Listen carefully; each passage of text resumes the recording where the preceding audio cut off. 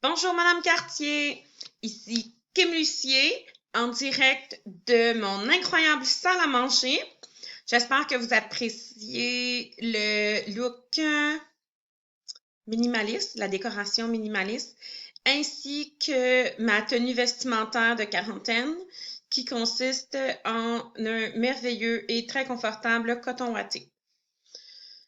Cela fait déjà plusieurs fois que je reprends la vidéo, donc cette fois-ci, je me dis que ce sera la bonne, puisque ça fait suffisamment de temps que je la recommence.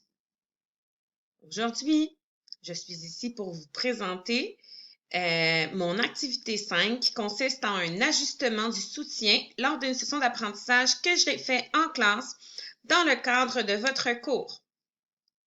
D'ailleurs, je vais déposer sur Studium, l'environnement Studium, ma vidéo et ma présentation PowerPoint. Donc, dans les deux cas, vous pourrez regarder plusieurs fois ma présentation PowerPoint et écouter encore et encore la vidéo de moi. C'est merveilleux. Commençons.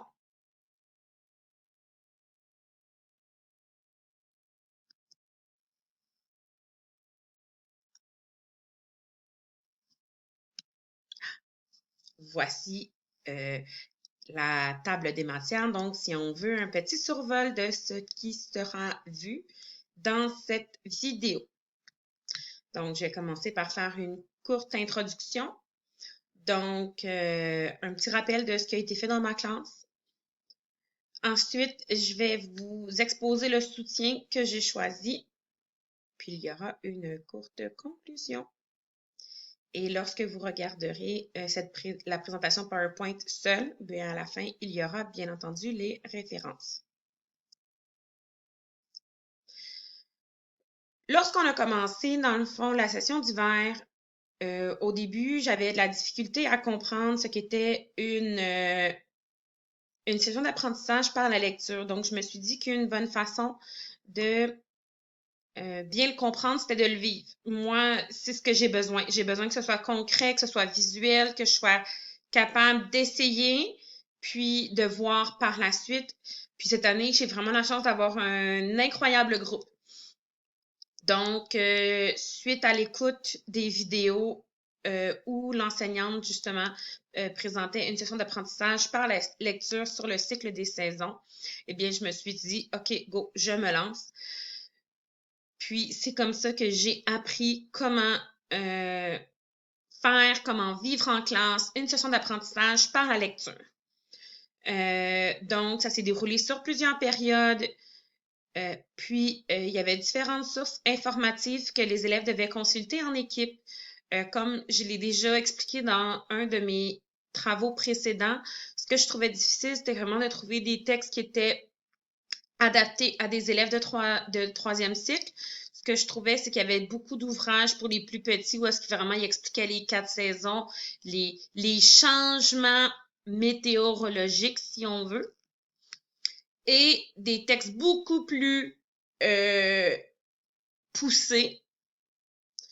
Donc, puisque je voudrais refaire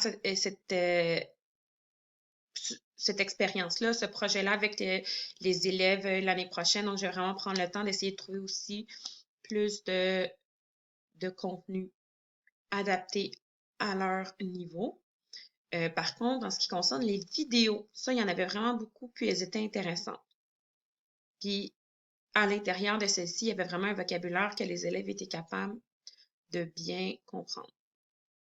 Dans ce projet-là, les élèves étaient relativement investis, puis ils demandaient régulièrement de poursuivre ce projet-là. Donc, en ce qui concerne la composante de la motivation dans le processus d'apprentissage par la lecture, mon ajustement de soutien ne sera pas là-dessus parce que j'ai vraiment vu grâce à mes observations que les élèves étaient investis.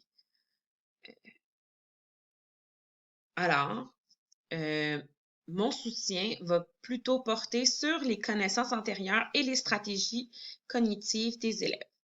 Par ailleurs, si on regarde ici les différents tableaux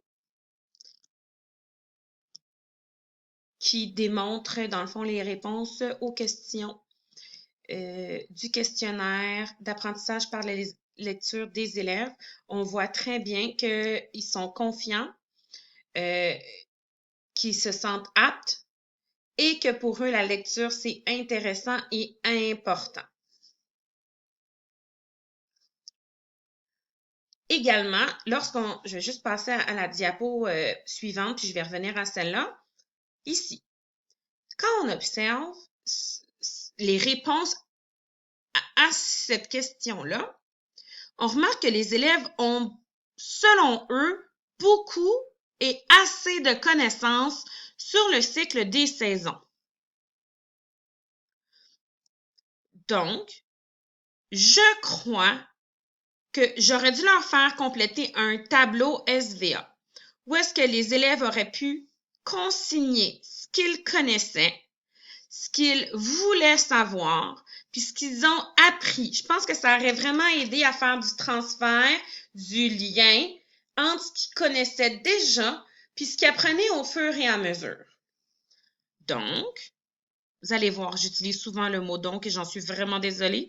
Je crois que c'est un tic nerveux.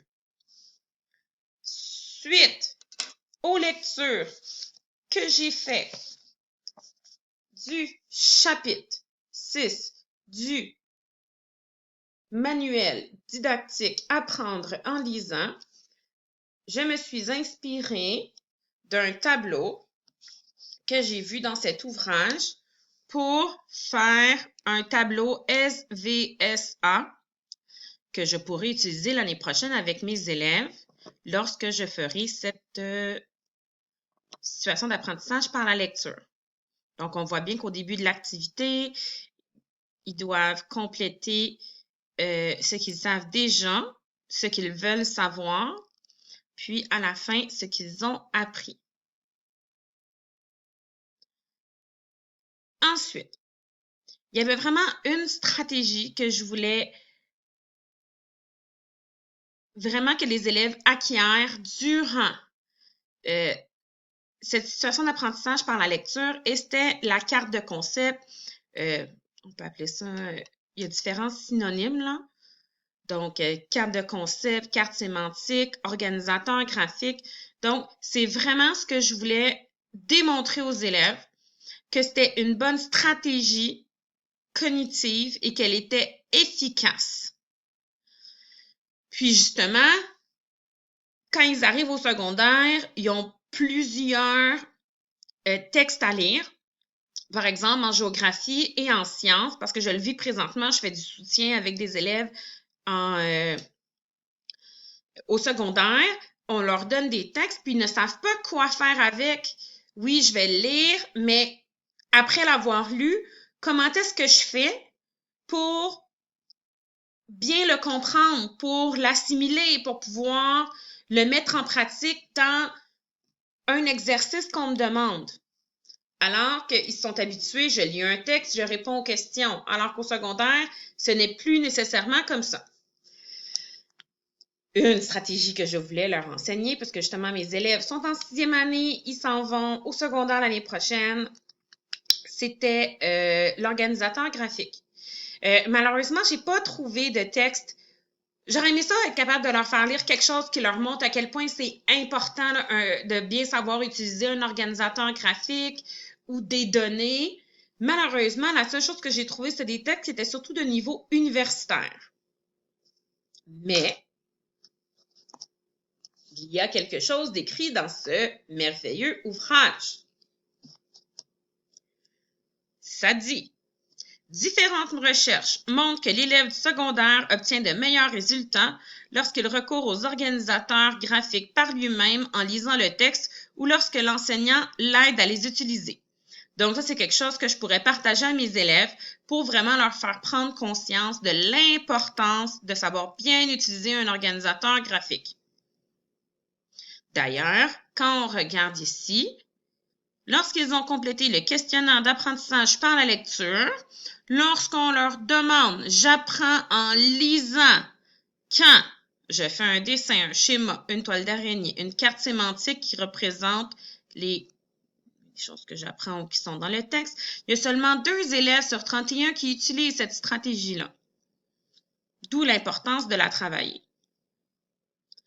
Donc, je pense aussi que ce qui aurait été important, c'est de vraiment modéliser avec eux comment est-ce qu'on fait une carte de concept, un organisateur graphique. Donc, j'aurais aimé, dans le fond, leur remettre aussi un procédurier. Dans le fond, je suis arrivée au même constat qu'avec le texte que j'avais envie de trouver pour leur exposer l'importance d'avoir de bonnes stratégies d'apprentissage dans l'organisateur graphique. Ce que je trouvais, c'était relativement trop dense. Puis, je sais qu'il y en a dans ce document. Donc, ce que je voudrais faire, dans le fond, d'ici l'année prochaine, c'est vraiment être capable de créer un procédurier qui serait plus facile à comprendre pour mes élèves. Puis, j'utiliserai la section 4.7 sur l'organisateur graphique pour vraiment leur enseigner de façon explicite. Donc, ça, c'est un exemple d'un organisateur graphique que j'aurais pu donner aux élèves, que je n'ai pas fait, parce qu'on l'avait beaucoup utilisé en classe, mais c'est vrai que pour les élèves qui sont plus en difficulté, ça les aurait peut-être rassurés. Puis ça les aurait aidés aussi à s'organiser. Dieu sait à quel point, des fois, ils ont de la misère à faire ça. Donc, en conclusion, j'ai vraiment aimé prendre le temps qui m'a été donné pour vraiment réfléchir sur ce qui avait été fait en classe pour pouvoir bonifier par la suite mon activité, puis ainsi mieux aider les élèves dans leurs apprentissages. Puis vraiment, ce que j'ai réalisé, c'est que il faut leur enseigner les stratégies d'apprentissage. On le fait pas assez.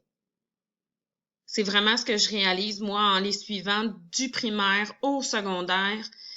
Les élèves ont d'énormes lacunes. Même moi, quand on me demande de faire, je me souviens les premières fois qu'on m'a demandé de faire un résumé. OK, j'oublie, je vais faire un résumé, mais comment fait-on un résumé? Hein? Donc, je réalise que dans ma propre éducation, l'enseignement des stratégies, ça n'a pas nécessairement été fait. Heureusement, j'ai des compétences, des connaissances qui font en sorte que de par moi-même, je suis allée chercher l'information. Mais c'est pas ce qu'un élève en difficulté va faire. Je ne suis pas un élève en difficulté. Puis aussi, ce que je pourrais faire dans le fond l'année prochaine, ce serait vraiment d'offrir un guide pour cette situation d'apprentissage par la lecture pour que les élèves puissent consigner au même endroit toutes les informations qu'ils vont trouver. Donc, j'ai terminé. Bonne fin de journée, Madame Cartier. Ne lâchez pas. Restez chez vous. Je reste chez moi. On écoute Monsieur Legault. Bonne journée.